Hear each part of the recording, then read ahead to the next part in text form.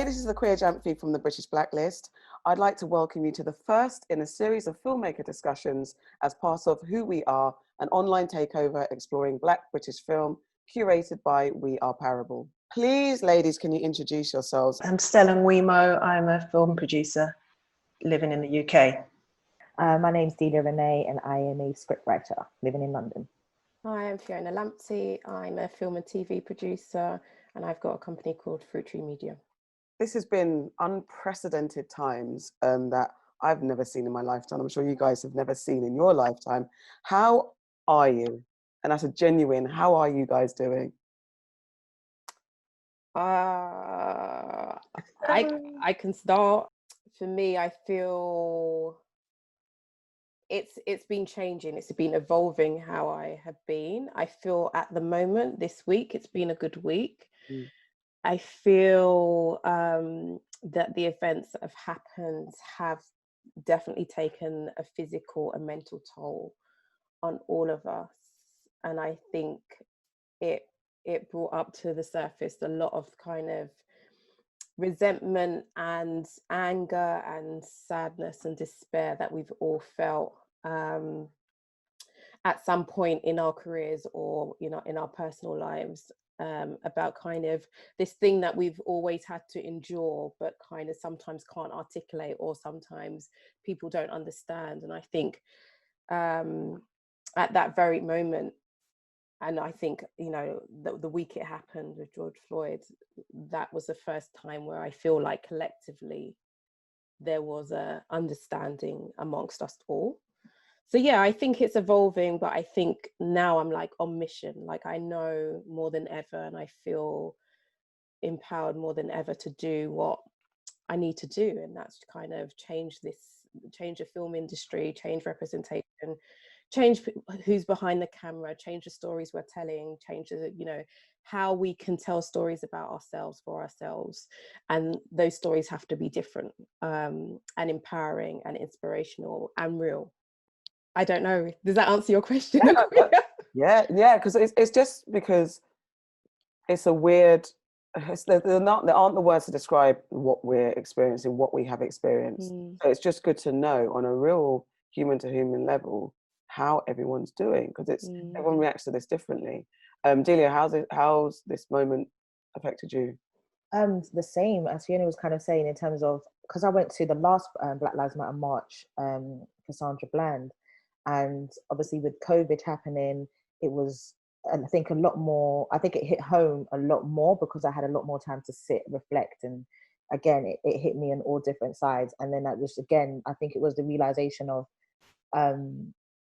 being more empowered than ever, more proactive than ever, to start championing voices and bringing other people on and telling the stories that I want to tell, because it isn't just something that happens in America, it's something that happens here. And I think as a storyteller, I think it's important for me to really hone in this moment and think about myself as an individual, but also as kind of representing us on TV. And so I've stopped asking for things, and I've become quite force forward and being like, well, you said that you want to make all these changes and implements in TV, so I'm going to hold you to it.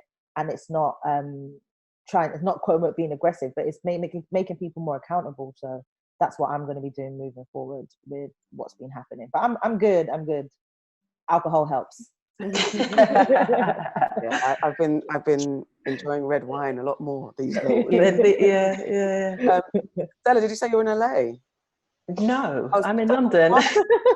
I said my backdrop would be somewhere in Miami or something. Oh my God. Oh, I'm locked down in Miami, darling. Yeah, literally, my brain realized your interest. It's like, she said she's in LA, and I think I honed in on that. Like, yeah, she's in LA. So UK. Oh no, I said in UK. Oh, I just heard what I wanted to hear. That's fine. I was going to say, what's the mood like being there? But obviously, you would. Yeah, I could tell you what the mood is like outside my door. But yeah, I mean, I guess it's the same. It is the same question. I want to individually know how has this moment affected you?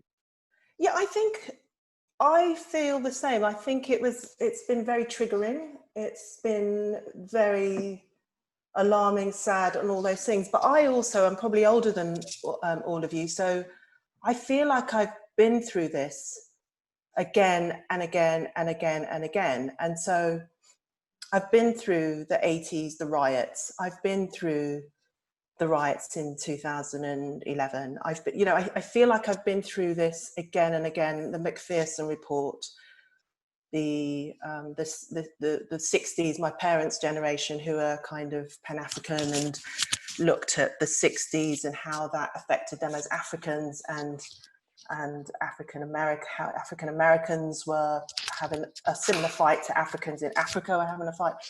And I feel that all of that has just come back again. And it feels sad for me that 50, 60 years on, we're still here having the same, we're still having the same fights. We're still having the same questions. We're still having our, you know, somebody putting their neck, their knee on your neck. You know, this seems to go in waves. So we'll do this again, and 5 years later there'll be another one. There's, you know, it just feels like it's never ending. And I started to think, well, what is the answer? And I think Delia and Fiona, I think I love that energy that we're gonna change it. We are going to change it. And I also think we as Black people, as Black women, as Black men, we have to change it ourselves, because we constantly are going to say, please put your money where your mouth is. And that does happen, and it does happen for some people, you know, and then we cut back, and maybe there's been a couple of OBEs and a couple of MBEs, and somebody's been made a lord who's maybe Black, Asian, Chinese, whatever. And actually then in 5 years' time, oh God, look, there's another guy who's been tasered to death, or a woman who's just been pulled out of her car. You know, all of these things have continued to happen since George Floyd. And so I'm sort of feeling like, what's us as Black people, how can we collectively try and solve our issues first, and then be like, en masse, this is what we're doing, and we're not having to ask for crumbs from the table. We're not having to... But can I just, I completely agree, but I feel like also I'm not going to be asking for crumbs. That's how, for me, it's like, okay. And I do want that money, because, you know, that money is there for all of us. Yeah. We were born here. I was born here, you know, and I think because I worked on the inside, I know what's available, and I'm definitely getting some of that. So I just feel like, and, you know, and I completely understand what Stella's saying, like collectively we need to do something, but also, you know, part of kind of the trauma of what happened is like that, what do we do? There's so much things that we have to do, and we can't do it because we are not the gatekeepers. We economically, potentially we can't do it. So I feel like, yes, we have to collectively work together, but also one of the things that I'm really interested in to see who, like, there's Black companies out there, if we're just talking about film, I'm talking about film, that are making projects. Like there's no, give me the money, I will distribute it. I will make sure that, you know, because I'm already doing it. So there's nothing about what I haven't done historically that will change. If you give me the money, I will distribute it. I will bring people up because I'm invested in people. I think the difficulty is there's some people that are not invested in the same things that we, you know, some people it's about numbers, about tick boxes. I have no interest. And, you know, there's so many people, as I'm sure has happened to you guys, who've reached out over these last period. I'm just like, not interested. Yeah. So I just feel like we have to pick what suits us and what's for us individually and collectively, and go for it and ask for it, and don't be scared to ask for it. Yeah, and I second that. The reason I'm saying the crumbs off the table is it always is crumbs off the table. It is, unless we come as a big force, it will only be, here's a you know, 20 grand to do a whole project for all these people that you're going to try and empower, and there's not going to be enough money for you to get paid, and for me to get paid, and for the person we're trying to uplift and empower to get paid. So I think to some degree I've kind of started to look at Nigeria, look at these kinds of these countries who've never asked for anything. You know, like, I'm a Nigerian, how many of you are of African or West African descent, but we've had the colonialism in West Africa, and yet these countries, you know, Nigeria, for instance, are almost a superpower in terms of what they make. They're not asking you, they're not coming to somewhere and asking for money to make a film. They just make it happen. They get together. There's a lot of cross-fertilization with them as an industry. Now, actually, Americans and the Brits and everyone's they're going to look to Nigeria and Nollywood before they look to Black British filmmakers. And that's weird, it seems strange, but that's because I think they have managed to galvanize themselves, create a proper industry, and it's getting better. And it's obviously still some content is a little bit way, but it's getting better. It looks good. It's watched all around the world. You go to Iceland, you go to LA, you go to Jamaica. My in-laws are Bayesian. You go to Barbados. They sit there all day, from early in the morning to late at night watching Nollywood. They tell you about the stars. And I think we need something like that to happen here. Either we call it, like how the Danish people did, where there's a really small country, but they all got together and went, well, we're going to set up this institute where we're going to be doing these things. And they cross-fertilized amongst themselves. They had their own agency and own currency. And it's now Nordic Noir. It's now all these things that we came to see. And I think there's an energy in me to want to do something like that feels like in 5 years' time, we're not going, oh gosh, we don't have the economic power anymore, so therefore we're not able to fight our corners. So that's how I feel that's how I felt about the whole thing since lockdown, and also the rise of what's been happening in America and relating it to what happens over here. You all went to the George Floyd Black Lives Matter movement, and I didn't even define that. Actually, I was talking about even what lockdown has done, being in this space, this moment to be still. Because for myself, though it was very scary on the outside, like there's this big disease that's killing us and taking us out, specifically, more specifically people of color. I also found peace in this moment and was like, this is my time to reflect. What can my business do better? How can I come out of lockdown, however long it was going to be at the time, and we weren't sure how long it was going to be, and be ready to take the industry by its metaphorical balls? Because exactly as you guys are alluding to, Fiona, I'm with you in regards to, we're not taking crumbs. We're going to demand the money that you said is for all of us, because we have every right to have it. And Stella, I'm with you in the fact that, are we ready to receive? Because if Black Lives Matter and the people who we're calling out to do better respond positively and say, look, okay, guys, we're hands up. We've been racist, we've been supremacist, we've been colonialists, we've been slavery endorsers and all that type of stuff. We're now apologizing, and we've actually cleared the playing field. We've leveled the playing field. This is what we're going to offer, and it's all fair and equal. Are we ready to receive the gifts that people are giving? So I guess what I was, and I say gifts because it shouldn't be a loan. It shouldn't be anything that we have to pay back. We should be gifted back what we're owed. You know what I mean? It's a gift. We should be given those resources. But however, we shouldn't be dependent. I agree. We should not be dependent on these resources, because we can do it collectively ourselves. And to your point, Stella, about Nigeria, it's very easy to come from a country that everyone's the same. You might have different tribes, but everyone's the same in theory. It's Nigeria.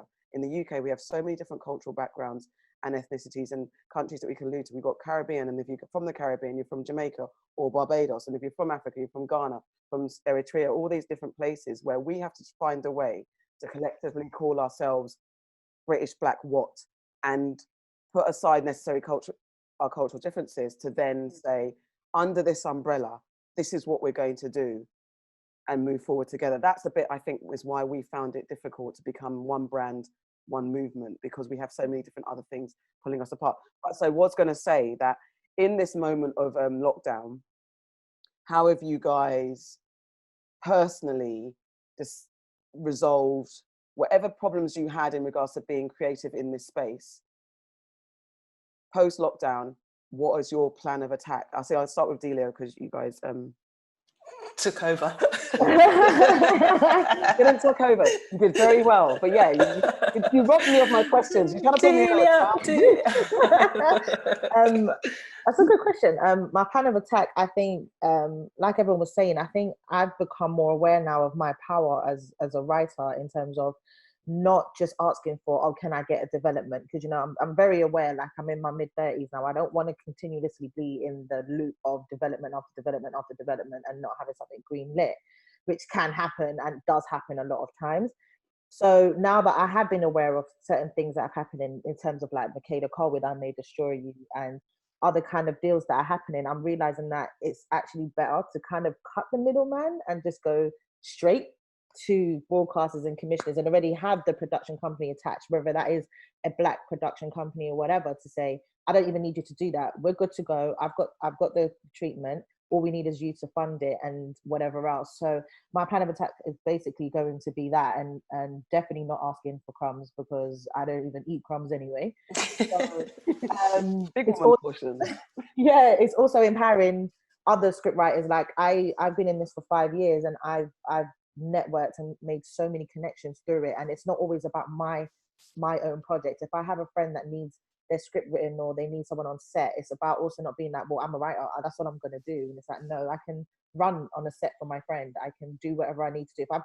If I have a connection and I know my ideas ain't hitting there, I say, well, actually, let me introduce you to some other writers that are out here, because they love to act like, you know, Black script writers don't exist, which I think is crazy. So it's also, again, making those connections that we're all getting the same type of access, the same type of opportunities as well. And again, just not waiting for the funding and not waiting for any kind of excuse to get things made, because I come from that background of, we did a web series without no funding, and that's how I got onto TV. So it's about knowing that there are several different ways to get onto TV, but then it's also having, again, that system of, okay, I've got these writers that don't have agents. Do I have someone that I could connect them to? And so the more of us that are kind of knocking down this door, the more they can't deny that we're not there. So that's kind of my plan of action, as well as trying to leave my job, because having a 9 to 5 and working is a myth of trying to write scripts. But we gonna get there. To your point about, you know, you did it before.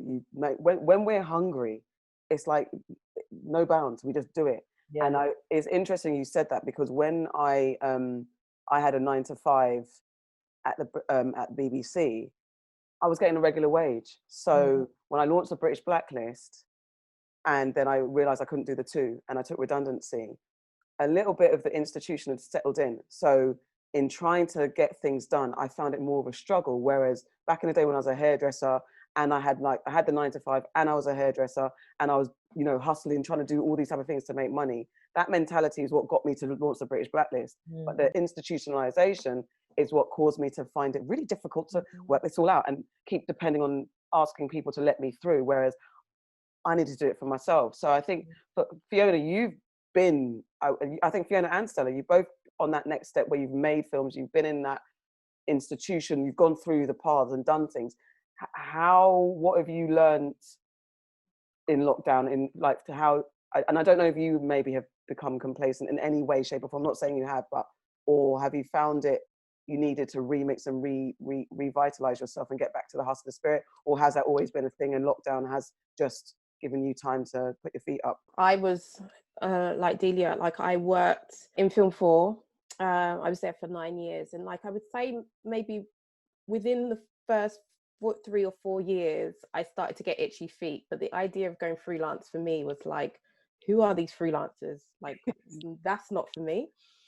And then, but I set up Fruit Tree Media. So Fruit Tree, I always felt like as my side hustle, my little hobby. Like I didn't have to make money from it. I can make short films with talent that I really liked.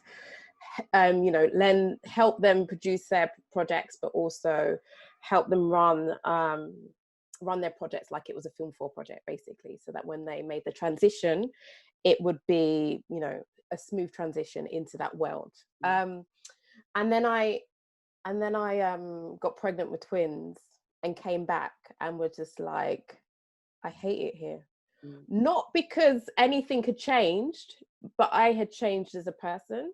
And obviously for them, I was the same person coming back, and I literally wasn't.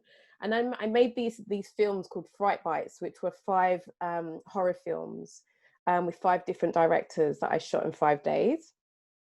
And almost had a nervous breakdown doing it. But then I was like, do you know what? I can actually do this. That was my first, you know, like I put myself under too much pressure. But it was a realization that actually what I really want to do, I can actually do it. And it was confirmation. So I left my job with no job to go to. Delia, you can do it. You can do it. You know, the thing is, again, like Akua said, I got to a point where after I'd done my play in 2016, which I self-funded, I quit my job because I was working as a head of year. So I know I've done it before, but again, it was that comfortability of I've got a monthly paycheck coming in. I'm good. I get it.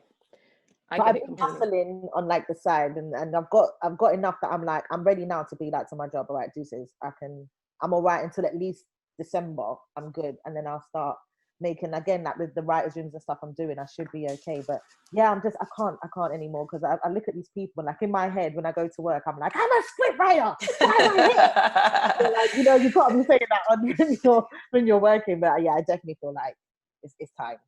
Last year, I just had like a epiphany, and it's nothing deeper, but I just like, okay, I really want to change representation on screen. I want to change the stories we tell. What kind of vehicle can allow me to do that? And I just thought of like, you know, I was reading this book about Afrofuturism. I was watching more sci-fi films, and I was just like, actually, when you try and Google like Black sci-fi, UK, British sci-fi films, there's none. Nothing. I mean, Attack the Block will come up, and that's it. So I just wanted, for me, I'm trying to use a sci-fi genre to tell a different type of story about us, because I think so many writers are trying to, or have had to conform to what commissioning editors want them to write. And I hope what this genre will do is open up the doors. Like, yes, if it's sci-fi, you don't have to be, you know, on the block. You don't have to be in your local town. You can be anywhere. So that's kind of my direction that I'm about to take. I love it. And Stella, so in lockdown, what kind of kicked you in the arse of realization, like, you know what, I could actually do this? It's a strange thing because unlike the Fiona and Delia, I've never had a full-time institutioned job. I have, so I feel like for my entire career as a filmmaker, I've been on a hustle. And I've had to find ways to get projects made. You know, I've had deals that I've gone out and sourced for myself, and found money in ways that you know, I've had to beg people for money that have actually turned around to me and said, why are you here? You know, what, just do something with some nice, pleasant white guy and just work with them and we'll fund you, you know. And I fought and ended up kind of getting a few things made. So lockdown hasn't been that different from how I've been going for the last, I'd say, 10 years in my career, because I've never had a monthly paycheck. Oh, wow, that's nice. That will pay the mortgage. I've always had to be by the skin of my teeth, really, every month. So I think what has happened for me in lockdown is and it became really clear when I looked at all the list of films that the BFI are showing or are behind, and even looking at the canon of Black British cinema from the 60s. And they've always been about this movement. They've always been a kind of Black Lives Matter. They've always been about fighting the power, trying to sort of be a Black voice amongst a sea of white negativity. And I thought, and then I started looking, and like Fiona, who's completely picked up on the fact that there's very little sci-fi. I read a lot of sci-fi. I love people like Octavia Butler, and there's nothing. I started to think, where's the comedy? Where's the Black British comedy? Where's the thing? Where's our Issa Rae? Where's our where is the kind of Fresh Prince of Bel-Air? Why can't we have working class funny, middle class Black and funny overweight Bridget Jones black girl funny? Why can't we have nerdy, you know, where's our Atlanta? Where are all these films? So I've started to, which is why I picked up on Delia immediately, sort of actually look for it and go out and speak to agents. And agents are saying, and I'm like, I really love this person's writing. Any comedy, drama, anything? They're like, well, no, they tend to tell stories about life on the streets. You know, you get me blood. You know, they're telling that's the stories, and obviously those are the stories, because those are the stories that are actually what people go to see. Yeah. Audiences aspire to be in kidulthood, adulthood, and otherhood, blue story. That's what people want to see. They're our big box. That's our big box office in the UK. And good, you know, fantastic. That's one audience that's been met, that's been catered for. My niece, my nephews, they all love it. They rush to see it. There's nothing else. There's no sci-fi. There's no something that's an acerbic comedy.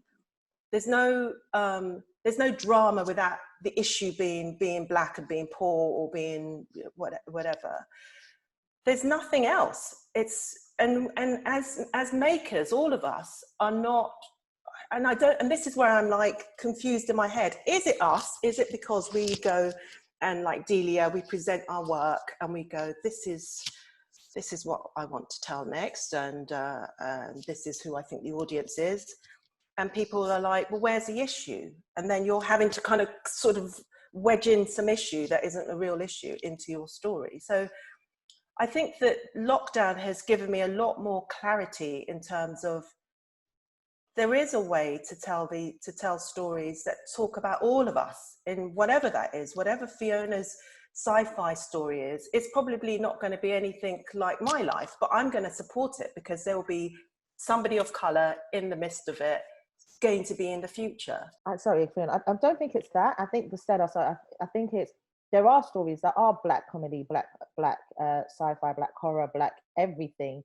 But the issue comes when, as a writer, when you go to approach these development execs and you approach these commissioners, when you have a script that's predominantly black, it automatically is an issue because they don't see it as marketable. They don't see it as, well, how are we going to convince the family that lives in Yorkshire to watch a UK version of Insecure? They're not going to be invested. But at the same time, it's like, that's what happens, is we get to a certain point and then we get shut down. Whereas if I had said that exact same story with a white predominant cast, they would understand it. Like if I tried to pitch normal people of just two black teenagers falling in love and trying to navigate the world, they'll just be like, you guys aren't in love.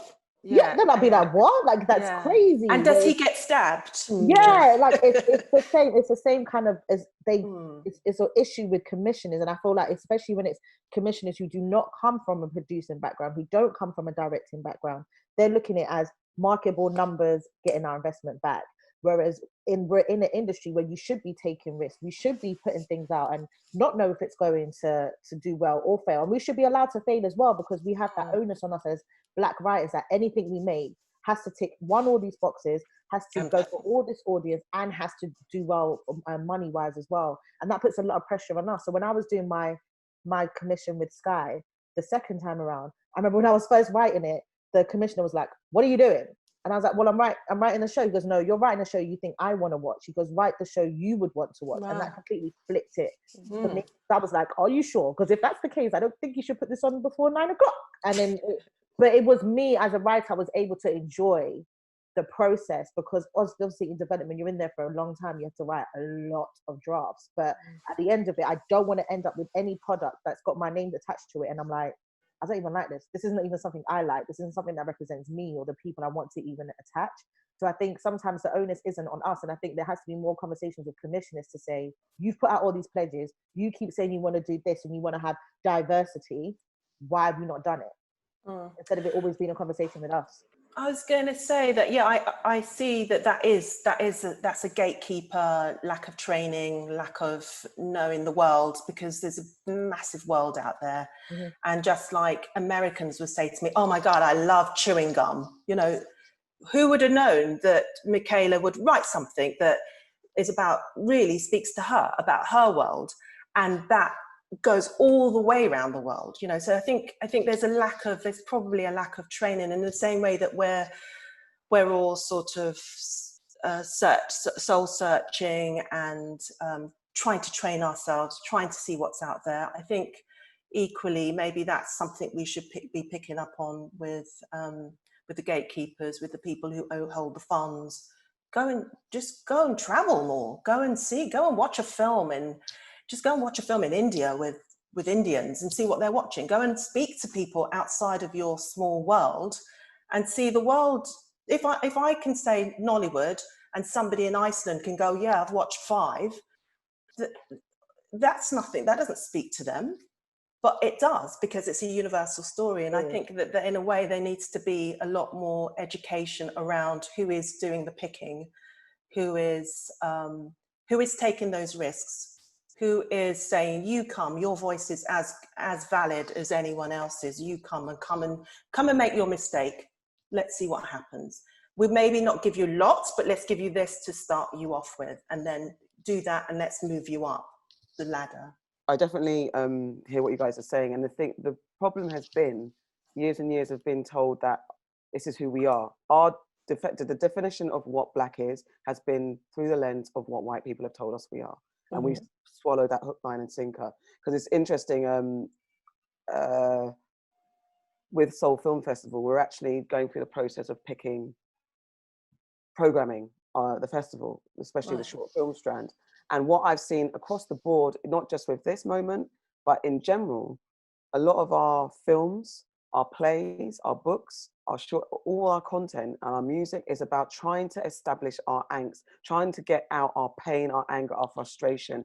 And it always plays into the more dramatic, horrific, not horrific as in horror, but horrific trauma story, because we're trying to get it off our chest. And usually art is what's inside us. We don't have the freedom to be whimsical. We don't have the freedom to just talk about a bunch of flowers, because art is so personal to us and so inherent to our soul and our emotions that a lot of the time we've got to vomit out this crap. We've got to purge ourselves of the crap, and it manifests as a road story or broken hearts, like in not even a rom-com type of broken heart, but really broken, painful story. And I think after that happened, it started to become a trope, and it started to become a thing, well, this is what sells. And then we brought into the line that Black stuff only sells if it's painful. And then we think, okay, that's what we've got to do. We've got to get our first thing out. Because I've spoken to a lot of creatives on the British Blacklist from interviews and stuff. It's like, yeah, I'm just going to do this. And then when I make it, I'll then make the flowery. What I really want to do. What I really want to do. And I really want to tell a sci-fi Western, or I want to tell a rom-com set in frickin', I don't know, the Outer Hebrides, and just have a Black person up on a mountain doing something weird. We wait till we're successful, till we don't have to answer to the gatekeepers. So I definitely think in this time of reckoning and purging, which everyone's purging, it's for us as creatives to really recognize our power, and that we don't have to tell that, and we're actually allowed to tell that weird kind of off-key, off-kilter, off-beat story without having to appeal to anyone but ourselves. It's telling our true, authentic stories. And it's actually to let the gatekeepers, who are generally white, to understand that they have been sold a lie as well. They are being treated like children as well. I've just literally been hearing this thing. A friend of mine did a talk, and I realized that this is what it is. We've all been treated like kids, but actually white people too. I think white people have thought they were exempt from the brainwash, but they've also been brainwashed. Because if you're actually going to say that you can't relate to an all-Black cast, like an Insecure in Atlanta, then you've been told, actually been treated like a child, and now they have to actually think, oh, actually, what can I do to rid myself of the brainwash and see the world through a new lens, where actually I can accept other places. And it is about going into other spaces and forcing yourself out of your box. So I was going to say, for all of you to say, how would you advise creatives, Black creatives, to not be so fearful of the gatekeepers and find confidence in telling their true, authentic story without being bogged down by the stereotypes that they think people need to see? I'll open them to anyone who wants to answer that first.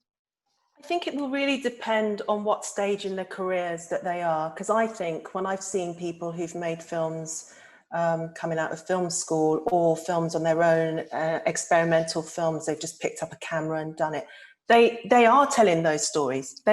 Interestingly, they are, your first stab at telling a story is almost your authentic self, it becomes when money's dangled, that suddenly because I'm the same, you know, if you came to me with a script and I've got the money and I'm going to pay you to do a draft, I'm going to say, and I have done it. I've done it on films I've worked on where there's no person of color anywhere in the film, and I'm like, but this is set in London. Could she be Chinese? Could she be this?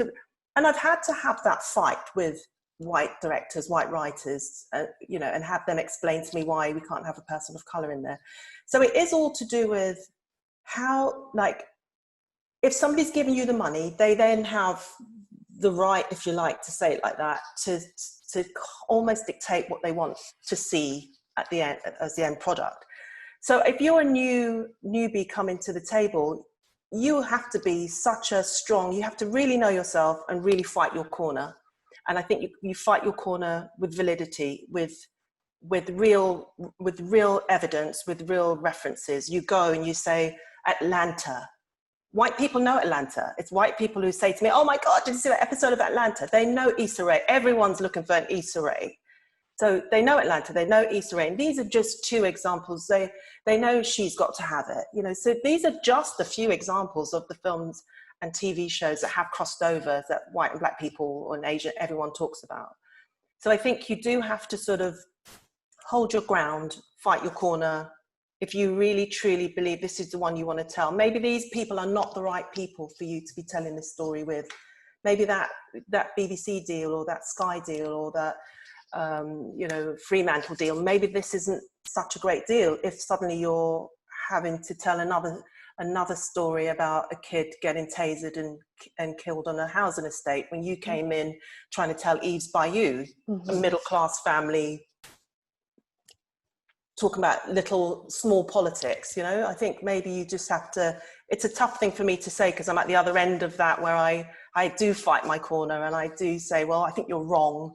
And I've got evidence of how I've been able to forge a living because I made some decisions that have meant that there's a little bit of, you know, revenue coming back off of that particular, or those particular films. So I can prove, I have proof. But if you're starting out, I think I love people like that. They're just like, this is what I want to tell. This is how I want to tell it. It's a sci-fi. It's all set in Madagascar. Everyone's going to be dressed like this. I'm like, come, let's see how we can make this happen. Someone said something to me once, and it was, you know, the only thing that defines you as a producer is your taste. And so that's something that I really have held on to. And so, you know, I'm blessed that I haven't done anything that I think has compromised that. And also the things that I have done, even if it's little money, no money, you know, I've scraped together, I've been exhausted, it's always led on to the next thing. So I feel like, you know, there will always be opportunities for money. There will always be, you know, compromises that you have to make. For me, if it doesn't sit well with my spirit, I can't do it. I literally, like, you know, this is how I justify, you know, each project that I take on in my head. Like, I've got children at home that I love dearly. I've got a husband that I love dearly. Like, if you're taking me out of my house to work and I'm not coming back till 12 hours later, it's got to be something that at the end of it, I know why I've done it. I know, you know, it's compromised this part of my home life, but I know what it means, you know, for the legacy of the project. And I think that word legacy is important. Like, when I'm gone, I want people to look back at what I've done and be like, okay, this is what she's about. You know, I don't generally, you know, I'm not loud on social media. I can't do it. Like, I can't do that thing. But what I like is that my work speaks for me. You know who I am by the work I take on and the work I do. So I feel like, you know, be true to yourself. There will always be compromises, always. But that compromise shouldn't compromise who you are as a person. And I think that's the best advice I could give. Like, it's difficult and it will be challenging, but don't let, you know, you still have to look at yourself in the mirror at the end of the day. And, you know, that's what I hold on to. Delia? Pastor Fiona and Stella just preaching. I thought I'd be like, I'm not seeing- Yeah. You're like, amen. I was gonna be like, girl. I mirror exactly what they say. I think because I came from the blogging world, my whole reason of coming into TV was because I didn't see myself on the screen. Apart from obviously growing up, I had like the real McCoy, I had brothers and sisters, I had Desmond or something. yeah, I had the 3 non-blondes. It was like 3 non-blondes. I was just like, okay, well, there is a chance of me representing or being represented on TV, and I think I've never, again, like Fiona and Stella was saying, even though I live alone, I'm like, if I'm taking time away from spending time with my family, socializing, doing all these things that I have to do, it's going to be for something that I want to make. And being my authentic self has gotten me the opportunities that I need. And I'd rather have a commission for something that I want to make than me be forced to make a quote unquote black drama about stabbing. Because I say to production companies straight up, I'm like, if that's what you want, I'm not the girl for you. That's not the stories that I make. If I'm going to make a story about someone being stabbed, there's going to be some type of different angle at it. It might be that a mother, what does a mother do when her son's being stabbed? Or how do you get over as a young black man being stabbed and going through PTSD? So it's not that the stabbing or the crime is the focus. It's moving it away and actually creating that empathy, creating that story narrative and the character arc of that particular topic. So there's been opportunities that have come my way and I've known in my gut, and that's very important with the agent that I have as well. My agent knows me very well. So I say to her, like, girl, don't send me no BAME initiatives. I'm not BAME. So if you try and send me that BAME stuff, no, I'm not going to commit to it because I ain't got time. I goes, secondly, how much of this stuff has actually been made and been greenlit? Don't worry, I'll wait. So she knows, like, don't send me that stuff. So because I have someone that understands me and they understand, we have that mirroring, it's made me feel more empowered that, yeah, I want to tell this story, because then she pictures it with the exact same passion that I have, because she represents me. So that's been really important for me. And again, also knowing it's not just my stories that need to be told, helping other writers, helping be on other productions as well, because it also helps me when I sit back and I'm like, oh, that's how you write it and that's what you should do. I then go back and say, okay, let me go back to the drawing board and change my script. Like, I didn't realize until filming my pilot why you shouldn't write a conversation on the stairs. I thought, oh, that was easy, until I saw how technical it was. And I was like, I say all but 5 words on this staircase. Why are we still here? And again, you wouldn't know until you go through these type of things. I wouldn't know that if I didn't separate myself from being the writer and stepping back. So don't ever think that your one way of doing things is going to get you opportunities, because the more you are visible, the more you are your authentic self. Like, everyone that does meet me is like, Delia's the dark-skinned girl with blonde hair and short hair. It makes it easier for me to be like, how do you remember me, than it means looking like every other Tom, Harry and Harriet that's out there. So utilize what makes you unique.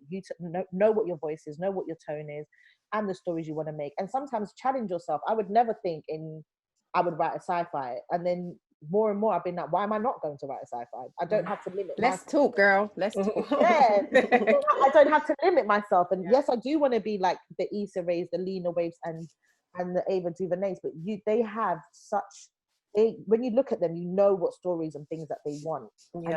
And you have to be the exact same way, because if you're not confident in your project and you're trying to give it to commissioner, they're not even going to believe in it themselves. So you have to have that same energy.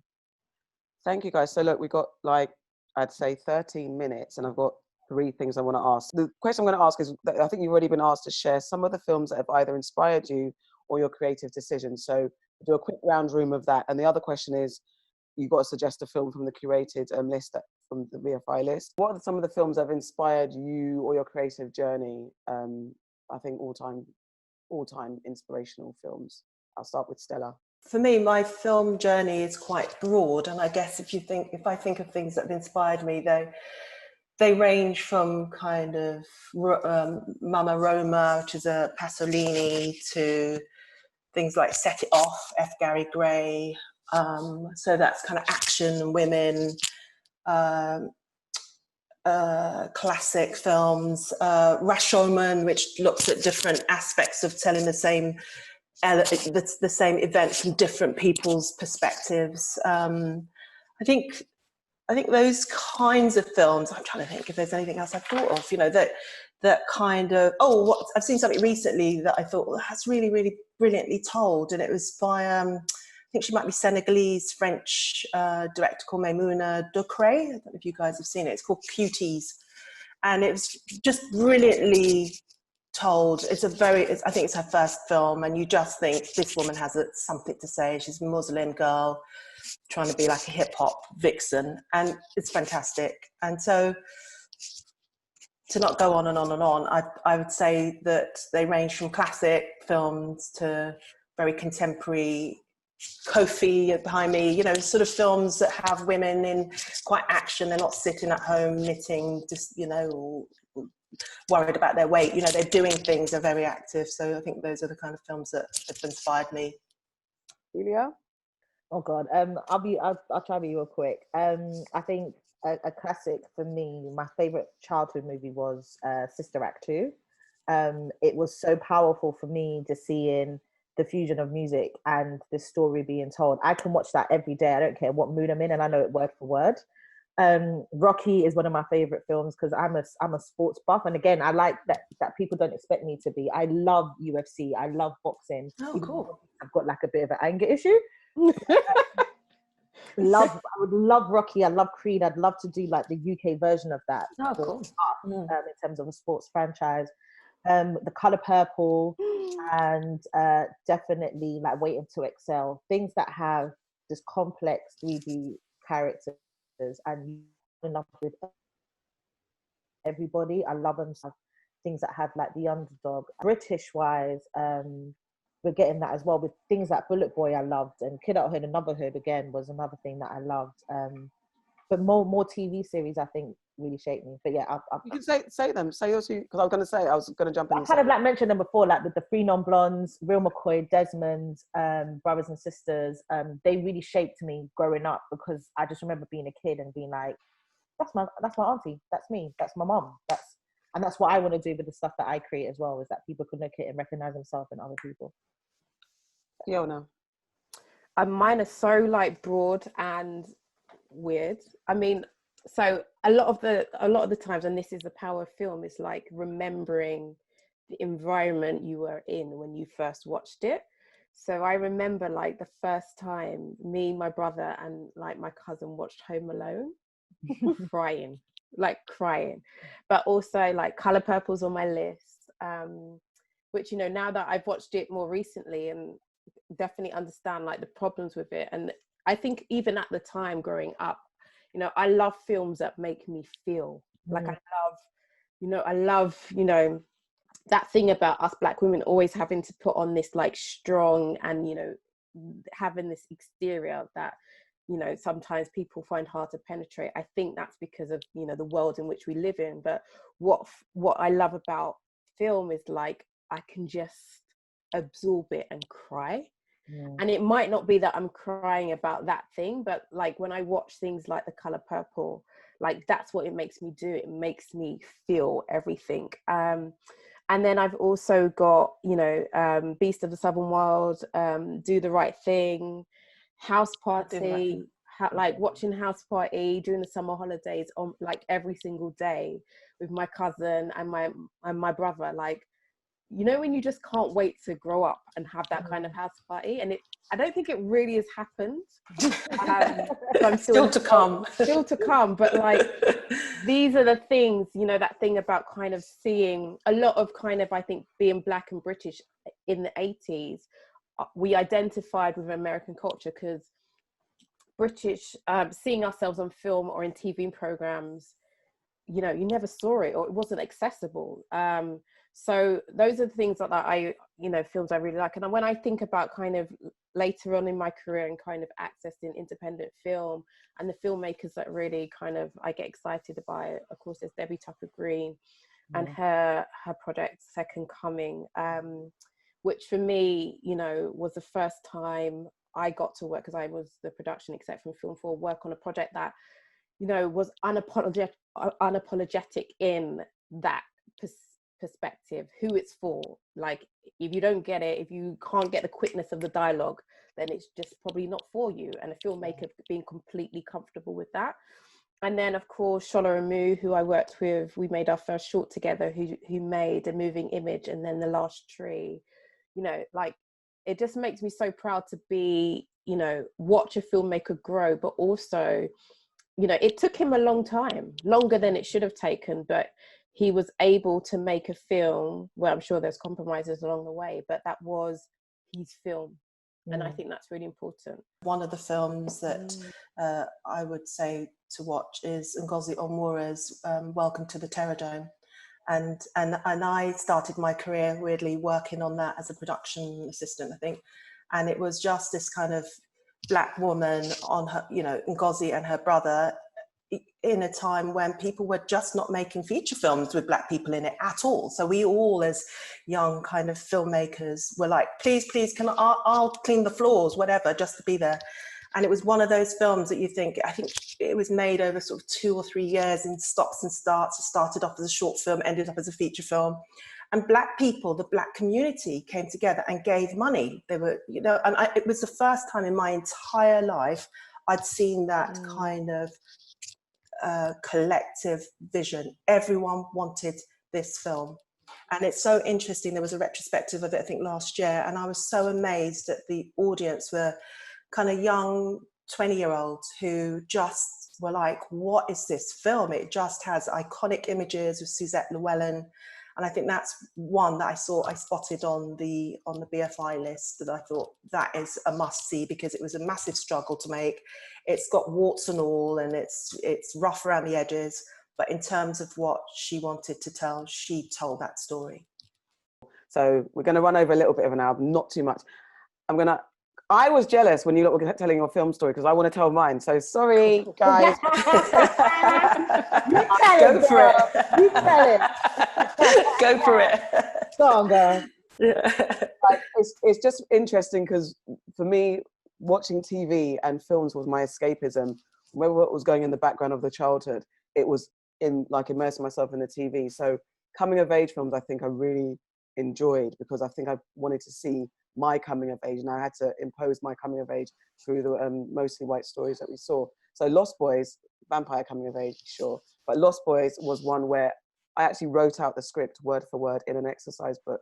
I was in high school, and I used to sit there and recite the whole of Lost Boys in class, not listening to the teacher, but so intonation, cadence, all that type of stuff, I could really pick up those inflections. And though I haven't had a chance to write yet, because I'm still doing this other stuff, this is in me. There's scripting and the way that people speak and communicate. So Lost Boys, I still have the book, I still have the exercise book, I wrote out the whole script. Wow. That was one of my favorite films. Stand By Me and House Party too, because House Party represented, as you said, the aspiration and the representation of Black culture that I love so dearly, but couldn't see on screen because we didn't have it like set up like that in the UK. So House Party was such an aspirational film, and Colour Purple is my go-to cry film. Yeah. And it's going to get all that pain off my chest.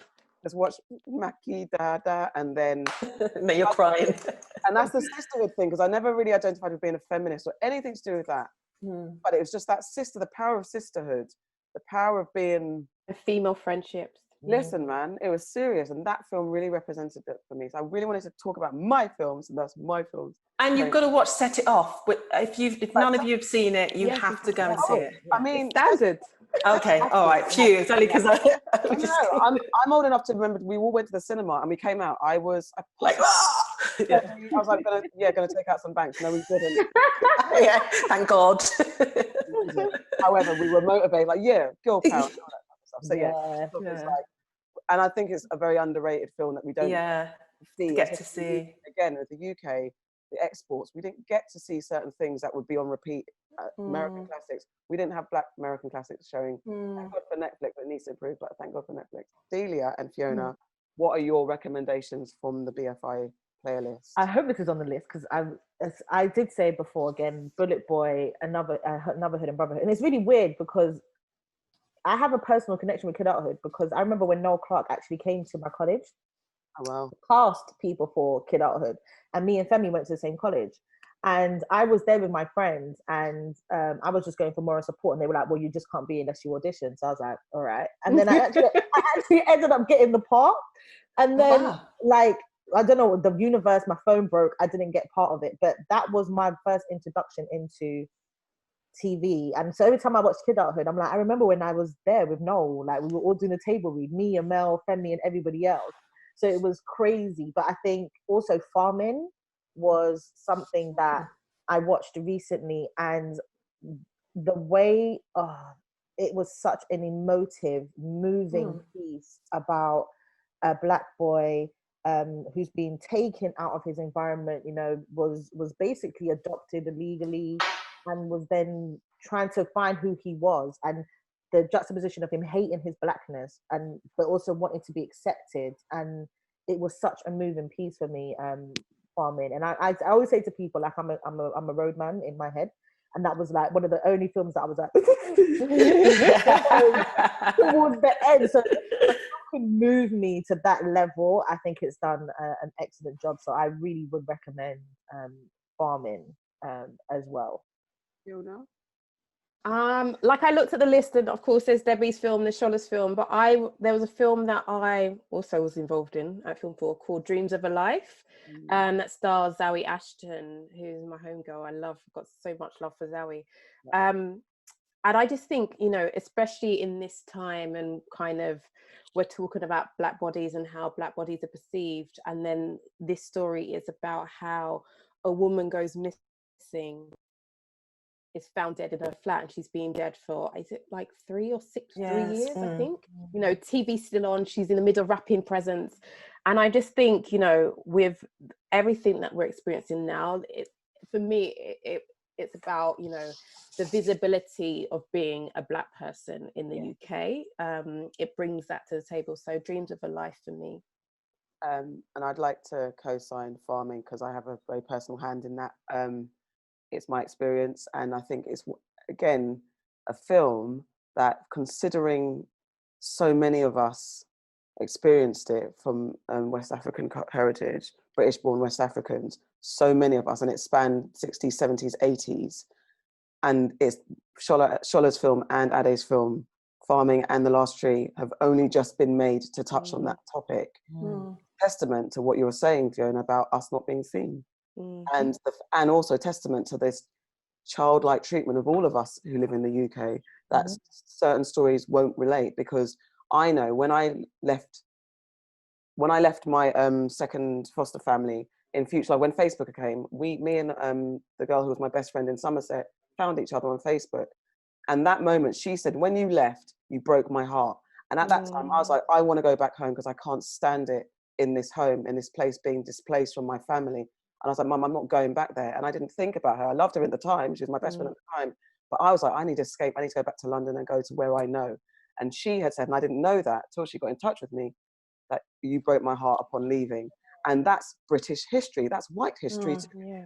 Where's so the robbing the industry, and because Ade found it so hard to make farming, there was so hard to get backing in the UK to get that film. With around 15 years it took him. And the fact that a white woman in Somerset said, you broke my heart when you left me, that's British and that's white history. But yet Ade's being told that this story won't resonate and won't translate to white audiences.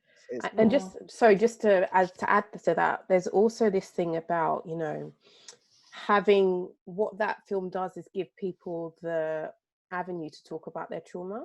Because for my sister's birthday a couple of years ago, you know, we all gathered as a family and my uncles, and we went around the room and told our earliest childhood memory. And my uncle said, I remember being bathed in the sink by a white woman. And obviously it's the same experience. You know, I never even knew my mum, I don't think it was my uncle had that experience. So it's like, you know, having more representation he allows people to tell their story, because a lot of our trauma, a lot of our experiences are hidden, like we just don't talk about it, and film allows you to do that. So I think it's really important, and that speaks to us empowering ourselves to be able to have the confidence to tell our stories, because actually in that moment they matter, right? So finally, if you can, in as neat a sentence as possible, can you define what it is to be a Black woman in the film and TV industry in the UK? Stella, I'll start with you. No, don't start with me. Yeah, please start, please. Start with her, please, please. I don't know what it means because I've only ever been a black woman in the industry. I guess you have to be resilient. You have to be thick-skinned. You have to be tough but fair. I think, I'm not sure, I haven't been in anyone else's shoes, so I can only speak for, this is who I am, this is how I maneuver my way. I'm used to people looking behind me for the white guy who's actually producing the show. I'm used to people wondering if they're going to get paid because it's me in front as the producer. So I think I have a lot of humor in dealing with all of these things. I laugh a lot as a black woman in the industry. I giggle, I come in all different ways depending on who I'm dealing with. Some people need you to be ghetto and I'm just not. And some people, I will give them ghetto because they're acting stupid, so it depends. So you kind of find I'm multifaceted, I suppose. I don't know how else to define myself as a black woman in the industry other than I am a black woman in the film industry. Delia. So I'm just like, girl, why do you always make me go after? Like, because I don't. I would say being a black woman in this industry. I think I remember one time I watched something on YouTube. It says being a black woman is like being black twice, and I was like, I love that quote because for me it is one. I have the struggle of being a woman telling stories, and then I have my blackness also to contend with. But more, I feel empowered being a black woman in this industry. I feel like I'm just the next generation of storytellers that come from my culture and my heritage. And I'm just using this medium and platform to tell it. Being a black woman is something I'm proud of. It's something that I want to continue to help other black women, other black men get into as well. I say I'm so black. One, I'm dark skinned, which I love. And I'm so black that I'm like black with a Q because I'm just unapologetic. I'm black. Full stop. And I'm unapologetic about it. I'm passionate about it, and I love being black. There's so much things, like again we were saying about being farming. I never even knew that part of history, so I'm always empowered by how resilient and how much we just keep empowering and coming through and just being unapologetic, and I'm going to continue doing that. And Fiona. Yeah, this is the hardest question. So I think being black in the film industry is always to be, you're underestimated. But I think, that allows you to always, supersede people's expectations of you. And I think, I'm like, there's nothing else I'd rather be than a black woman. And so for me, being black is my power because I know, like, there's there's so few of us, but also I know there's something that I've got that, a lot of people haven't, and because I've had to navigate white spaces, or what I feel that has allowed me to do is connect with people. Like I'm an investor in people anyway, but connect with people, but also speak that same language. So I know, listen, I know what time it is, but also you don't know what I know what time it is.